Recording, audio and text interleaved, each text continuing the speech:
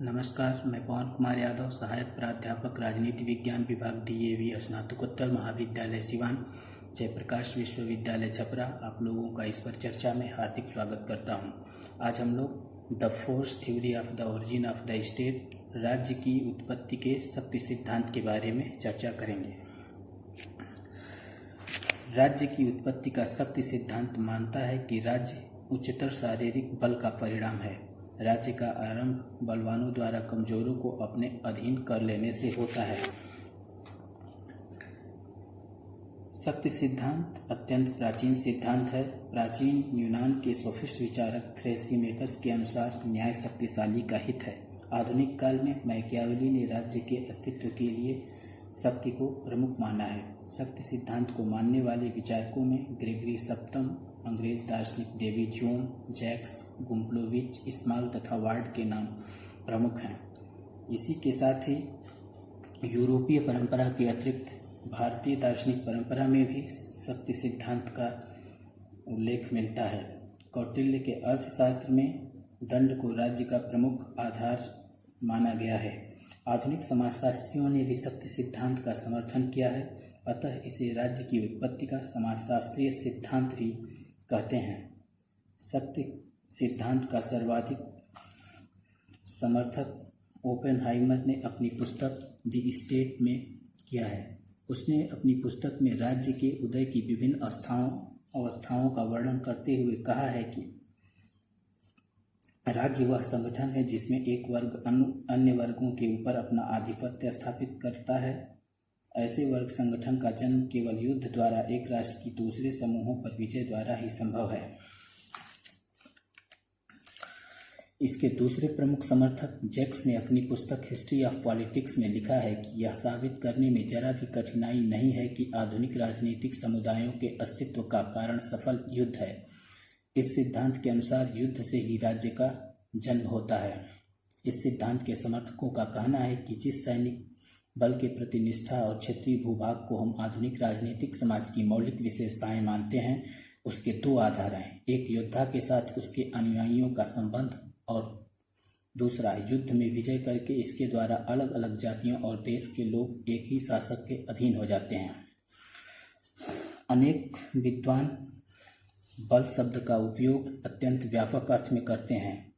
वे इसे सिर्फ शारीरिक बल तक सीमित न रखकर बुद्धि, धर्म और नैतिक बल के रूप में भी देखते हैं।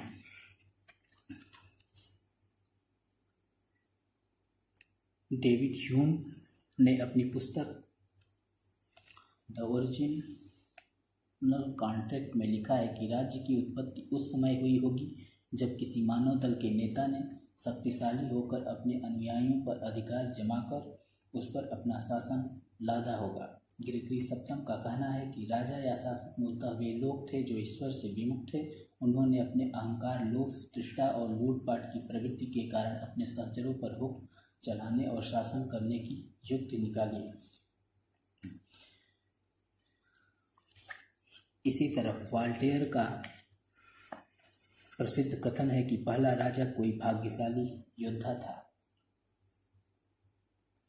डेविड ह्यूम की एक अन्य पुस्तक of the origin of government में लिखा है कि हो सकता है कि जनसमूह पर शासन करने वाला पहला व्यक्ति युद्ध में विजयी रहा हो।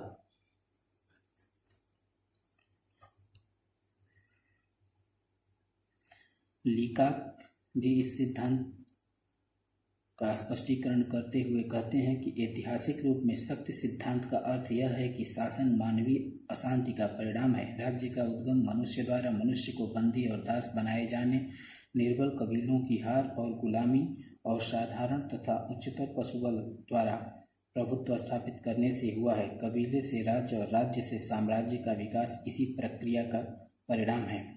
स्पेंसर और मिल जैसे व्यक्तिवादी विचारक शक्ति पर आधारित होने के कारण ही राज्य को आवश्यक बुराई के रूप में देखते हैं। अराजकतावादी शक्ति को राज्य की उत्पत्ति का मूल कारण मानते हुए उसे अनावश्यक बुराई के रूप में स्वीकार करते हैं। वे राज्य को समाप्त कर देने की इच्छा रखते हैं। मार्क्स और लेनिन जैसे विचारकों ने अपने साम्यवादी सिद्धांत में राज्य को शक्ति पर आधारित मानते हुए उसे शोषण का साधन माना है। जयवंशी का भी यह कथन है कि आधुनिक ढंग के सभी राजनीतिक समुदाय अपने अस्तित्व के लिए सफल युद्ध संचालन के परिणाम हैं।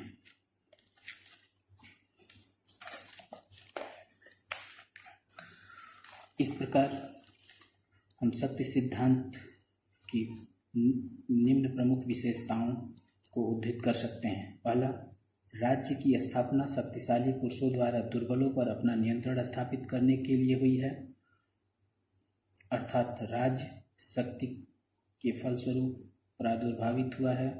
दूसरा, शक्ति सिद्धांत के अनुसार युद्ध मनुष्य की सर्वोत्तम कृति का प्रतीक है। तीसरा, इस सिद्धांत के प्रतिपादक एवं समर्थक मानते हैं कि शक्ति ही न्याय है। चौथा, आज भी राज्य की सर्वोच्चता का आधार शक्ति ही है।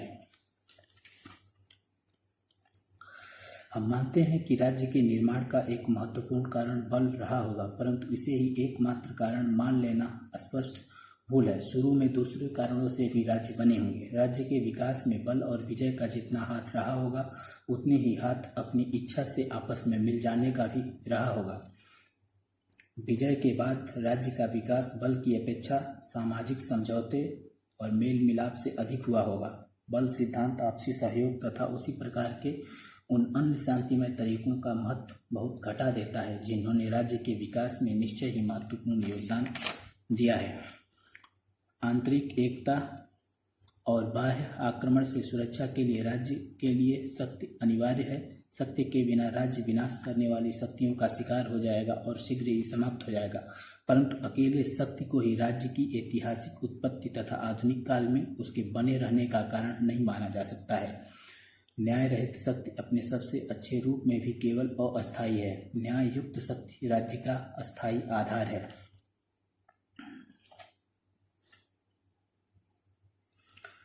आधुनिक राजनीतिक विचारक ग्रीन ने राज्य की उत्पत्ति के शक्ति सिद्धांत की इसी आधार पर आलोचना करते हुए कहा है कि राज्य का आधार इच्छा है, न कि शक्ति। राज्य एक नैतिक संस्था है जिसका उद्देश्य मानव अस्तित्व का सिद्धांत है। शक्ति के आधार पर इस उच्च लक्ष्य को प्राप्त नहीं किया जा सकता है। अगर राज्य का मुख्य आधार शक्ति होगा तो स्वतंत्रता और अधिकार का कोई अस्तित्व नहीं होगा और तानाशाही शासन को ही स्थान मिलेगा।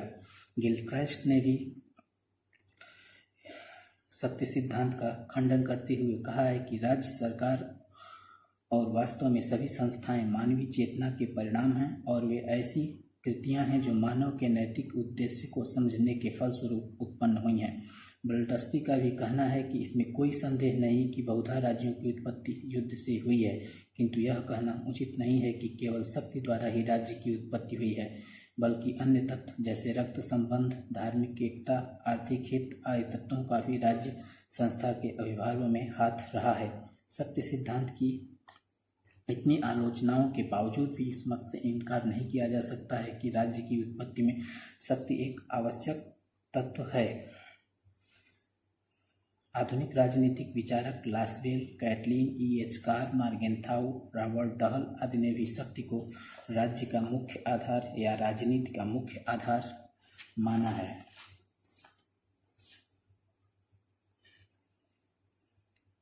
वस्तुतः राज्य की उत्पत्ति का शक्ति सिद्धांत एक पक्षी है। यह एक ऐसा सिद्धांत है जो उदार आधुनिक प्रजातांत्रिक मूल्यों की अनदेखी करता है। अतः शक्ति राज्य की उत्पत्ति का एक अनिवार्य तत्व हो सकता है, किंतु एकमात्र तत्व नहीं। धन्यवाद।